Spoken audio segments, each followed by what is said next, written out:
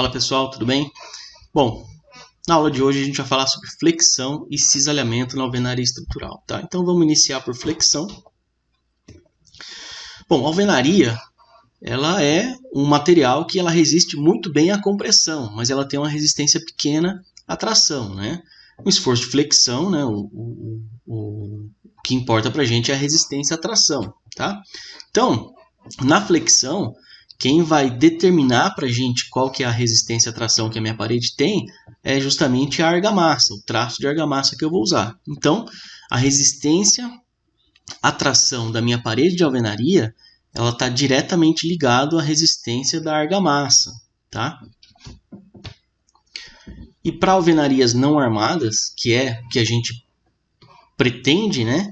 É uma alvenaria dimensionada no estádio 1, que é o estádio elástico, onde eu não tenho tração, ou se eu tenho, ela é uma tração pequena que a própria alvenaria suporta, né? Através dessa relação entre a resistência da argamassa e a resistência à tração. A gente vai ver um pouquinho mais para frente, né? Mas então, flexão, o conceito é esse, tá? Quem vai definir a resistência à tração é a minha argamassa, tá? Porque a alvenaria ela tem uma resistência pequena, né? À tração, e a gente pretende sempre ficar dentro do estádio 1, trabalhando com alvenaria não armada. É uma obra mais econômica e usando o que tem de melhor no sistema construtivo da alvenaria estrutural, que é a resistência à compressão, tá? Bom, eu posso ter dois tipos de esforços à flexão, né, na minha parede. Ela pode ser normal à minha fiada, né, ou ela pode ser paralelo à fiada, né? E onde que a gente tem flexão na alvenaria estrutural, né? Principalmente em vigas e em vergas, né? Vergas em cima de janela e em cima de porta, né? Eu vou ter em vergas flexão e cisalhamento, né? E na próxima aula a gente vai aprender a dimensionar, a verificar e dimensionar vergas de alvenaria estrutural, né? Onde mais que aparece flexão para a gente na alvenaria? Eu vou ter flexão em muros, né? Por conta do efeito de vento. A hora que o vento bate no meu muro, gera um momento aqui e eu acabo tendo flexão nesse muro, né? Muros de arrimo devido ao empuxo e reservatórios quando eu tenho pouca carga de compressão, né? Eu tenho um esforço de empuxo e eu não tenho muita carga de compressão aqui em cima, então ele acaba gerando também flexão na parede de alvenaria. Para uma edificação de alvenaria estrutural, a gente vai ter flexão justamente nas vergas, que é o que a gente vai dimensionar na próxima aula, tá? Bom, o que a norma fala para a gente? Ela fala o seguinte: para você dimensionar flexão na sua alvenaria, você pode admitir que a resistência à compressão ela é 50% maior do que na compressão simples, né? Então, por exemplo, se você tem um FK lá, que é a resistência à compressão da sua parede, quando você vai fazer a verificação de flexão, a norma permite você majorar isso em 1.5, né? Claro que a hora que você for transformar esse FK, que é a resistência de compressão na flexão, a hora que você for transformar isso aqui em uma resistência de cálculo, você vai dividir por um γm, né? Então você vai dividir isso aqui por 2, né? Na prática, acontece mais ou menos o seguinte: a norma fala o seguinte: você pega a resistência à compressão, a resistência da sua parede, e divide por γm, divide por 2. Então você está usando 50% da sua resistência à compressão na compressão simples. Beleza, foi o que a gente fez na aula passada, né? Quando você vai dimensionar a flexão, a norma permite você majorar esse esforço de compressão da sua parede por 1,5, né? Só que depois você divide pelo γm também. Então, na prática, você acaba usando 75% da resistência à compressão na sua parede, porque você vai multiplicar a compressão simples aqui por 1,5 e lá na frente você vai dividir isso pelo γm de 2, né? Tá bom? Então, a norma permite a gente aumentar um pouquinho essa resistência à compressão simples, tá? Então, a gente tem um diagrama aqui, ó. O que a norma fala? Eu tenho a resistência à tração e aqui na flexão, só na flexão, eu posso majorar em 50% esse esforço de compressão simples, tá? essa aqui também é uma outra tabela da norma, tá? O que ela fala pra gente? A gente não falou lá atrás que a resistência à tração ela ia ser governada pela resistência da argamassa? Então a norma apresenta essa tabela pra gente, que diz o seguinte, ó, eu tenho aqui o valor da minha argamassa, né? Então, se eu tiver uma argamassa entre 1,5 e 3,4, eu vou ter esses valores aqui, ó, de resistência à tração, né? No nosso caso que a gente está estudando, a gente usou um bloco de 6 MPa. E isso gerou uma argamassa de 4,2 MPa. Então, a nossa argamassa está aqui, ó, entre 3,5 e 7.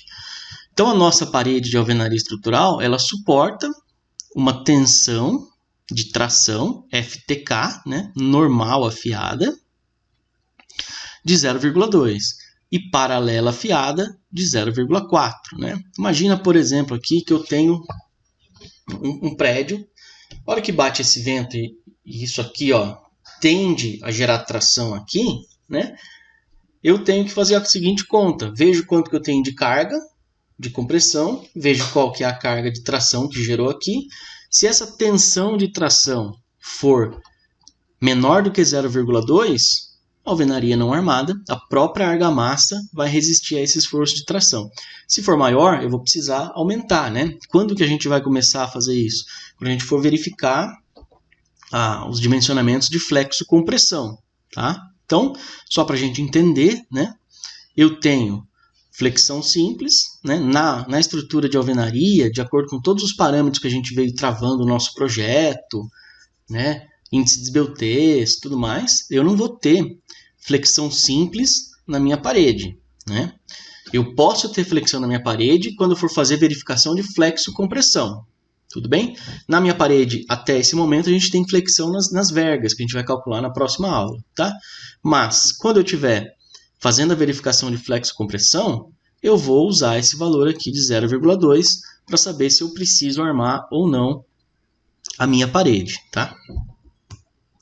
Bom, cisalhamento. O que é cisalhamento, né? Bom, se pegar a definição, o ato de cisalhar significa cortar ou causar deformação numa superfície a partir da tensão provocada por forças que atuam em sentidos iguais ou contrários, né?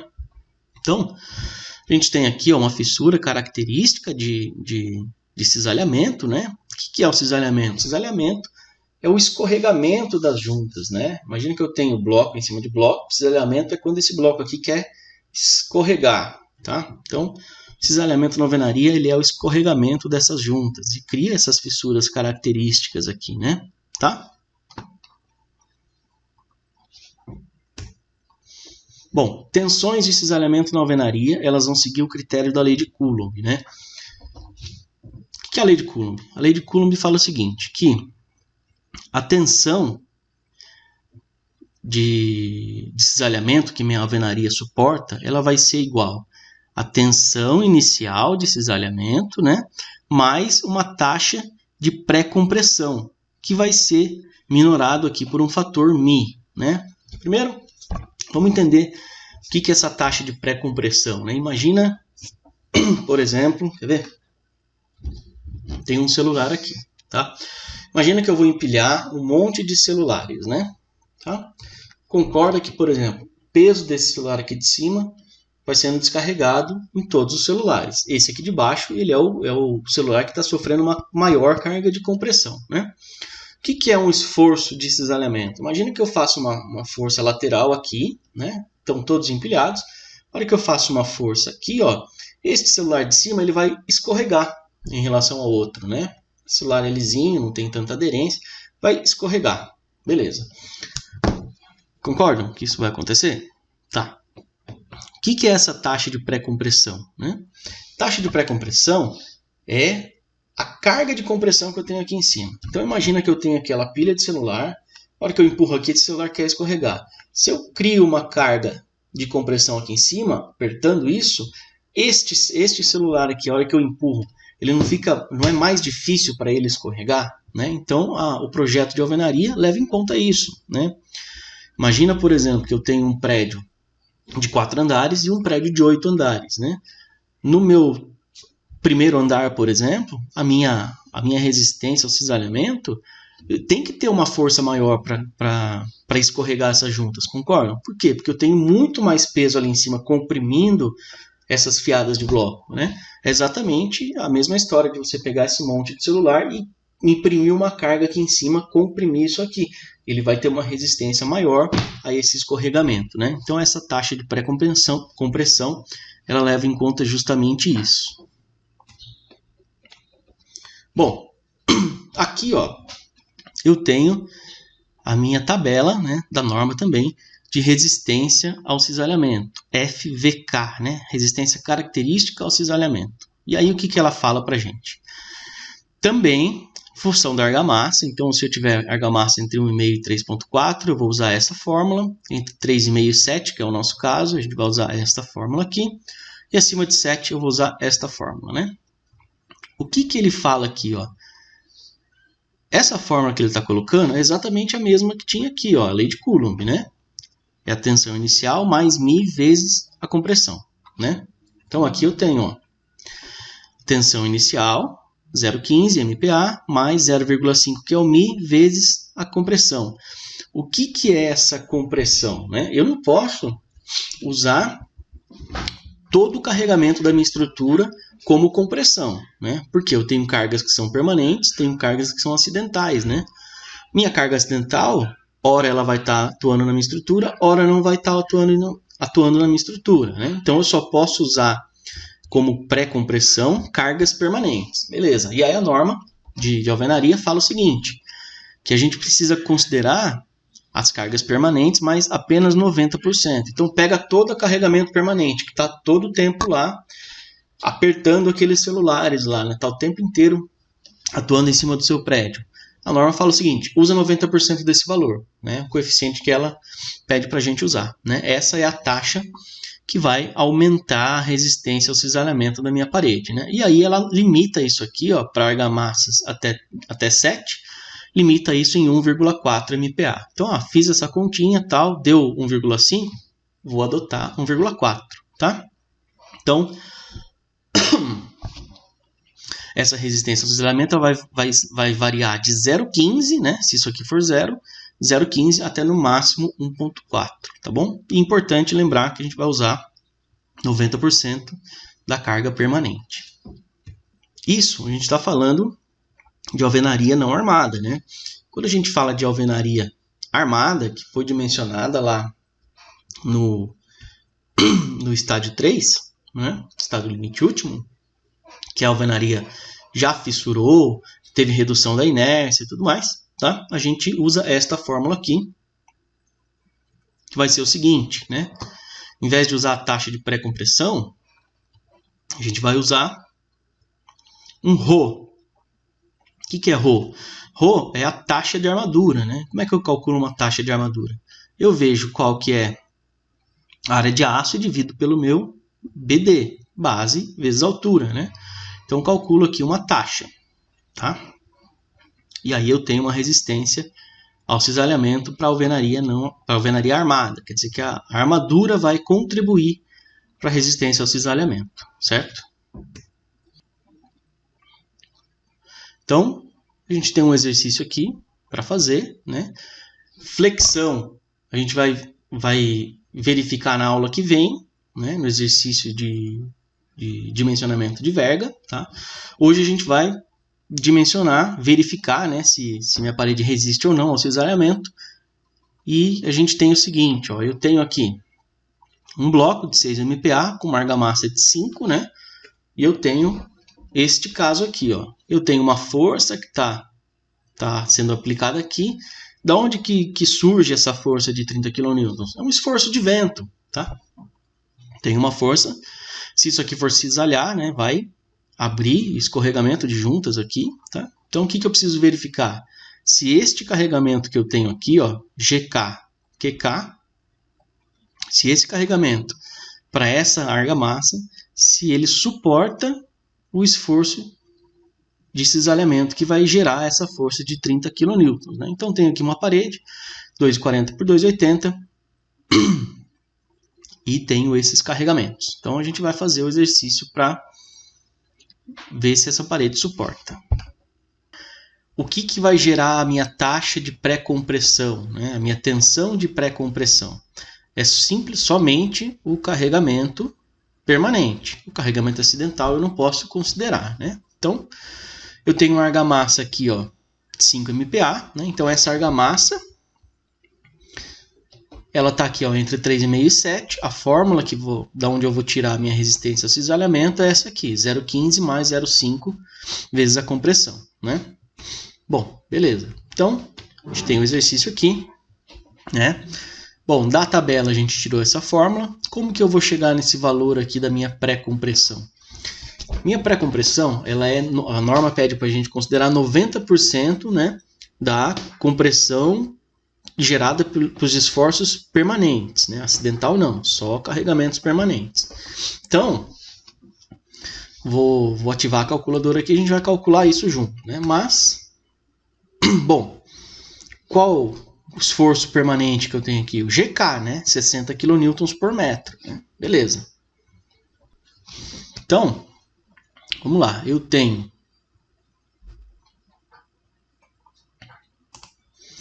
60 kN por metro, né, vezes o comprimento da minha parede, que é 2,40.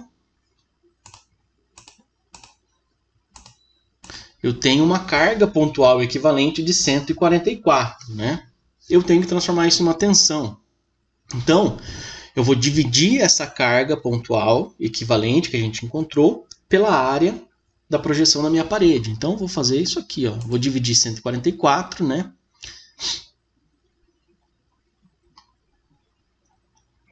Por 2,4, que é o comprimento, e depois eu vou dividir isso aqui pela largura, que é 0,14, a espessura do meu bloco.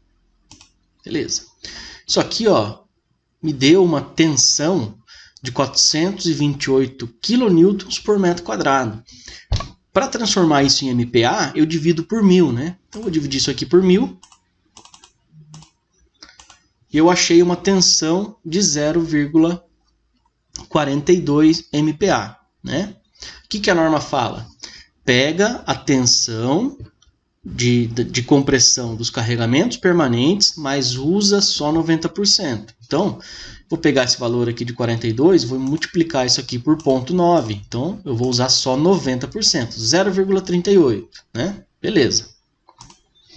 Bom, então, ó, eu achei aqui uma tensão de pré-compressão de 0,38 MPa, né? 90% da tensão permanente que eu tenho. Beleza. Então, eu vou ter aqui, ó, uma resistência máxima ao cisalhamento que vai ser o quê? 0,15 mais 0,5 vezes o 0,38, né? 38,5, 0,38 aqui. Resolvendo essa conta, isso aqui vai dar 0,34 MPa, tá? Então, quer dizer o quê? Quer dizer que a hora que as juntas entre os blocos quiserem escorregar, né?